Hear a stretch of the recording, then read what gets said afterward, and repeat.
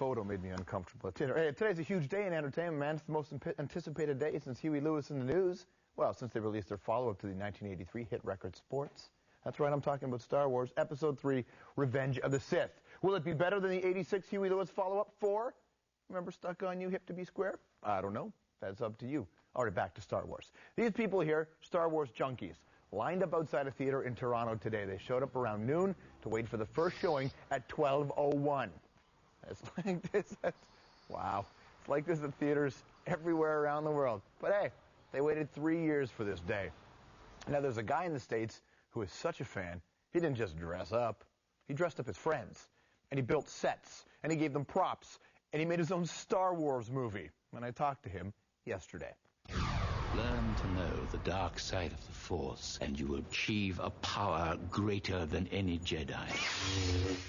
Well, Revenge of the Sith, oh, the tasty cherry on the George Lucas space cake opens this week. This is where the fun begins.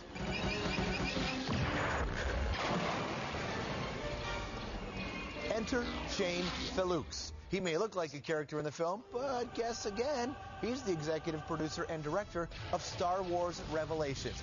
You can call this the ultimate fan film. And here's the thing, you can watch it if you want for free. You can download the entire 40-minute film for free off his company's website. He and his wife spent about $20,000 of their own money and took 3 years to make it. Local artists, fans, and special effects teams all volunteered their time. Now, here's the $113 million film. Here's the $20,000 film. I can't tell the difference. Can you tell the difference? And there he is, the man behind Revelations. Shane Felux is his name. Shane, I'm sure you need the Force right now to help you pay off those debts, don't you? Yeah. I mean, but we knew that going into to making this film, and it's money well spent, you know. So tell me about this. How exactly did you make this film happen? 3 years of a lot of hard work and dedication and a devoted crew and cast around me. I mean, basically this is living a childhood dream as an artist, as a filmmaker. There's nothing that can really take it away. We got a chance to live in George's backyard, and it was magic for 47 minutes on film. Sure, but normally when you hear about people making a movie, even if big budget, low budget, you go on a set somewhere, people work together, you call in favors, and you try to make a picture. But often it's done in one or two spots. You actually didn't have a very centralized place. Weren't you relying on people from all over the place? We did. All of my cast and my crew mainly came from up and down the East Coast. Now, my post-production team, meaning my effects graphics team, came from all over the world. Canada, the United States, Lithuania, Australia, Sweden, UK, and I coordinated them all online. So it was a huge group effort of fans, artists, and industry professionals working together on a volunteer basis. So when people see the footage here, are you saying that team would work on a project and then just email you a scene that they had done?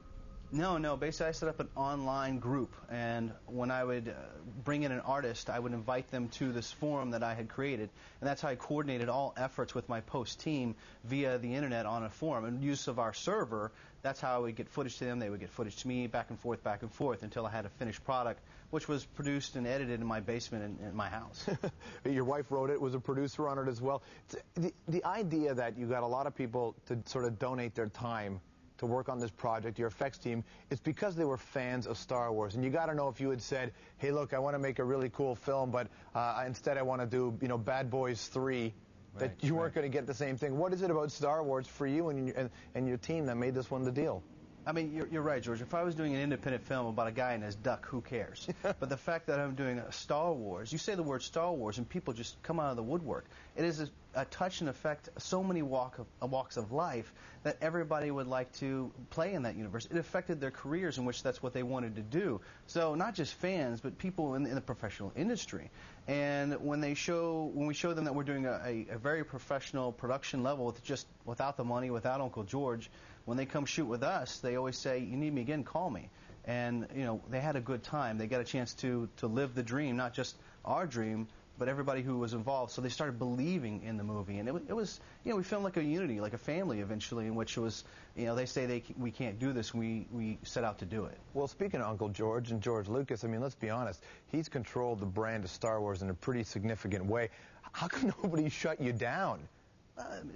Lucasfilm supports this genre of fan films just as long as you obey the rules, which is you don't make any money, you don't slander or do any rudeness to their product, and rightly so. I mean, we're not competing against Star Wars. We're their biggest cheerleaders. We're their biggest fans. We want to see the product go on.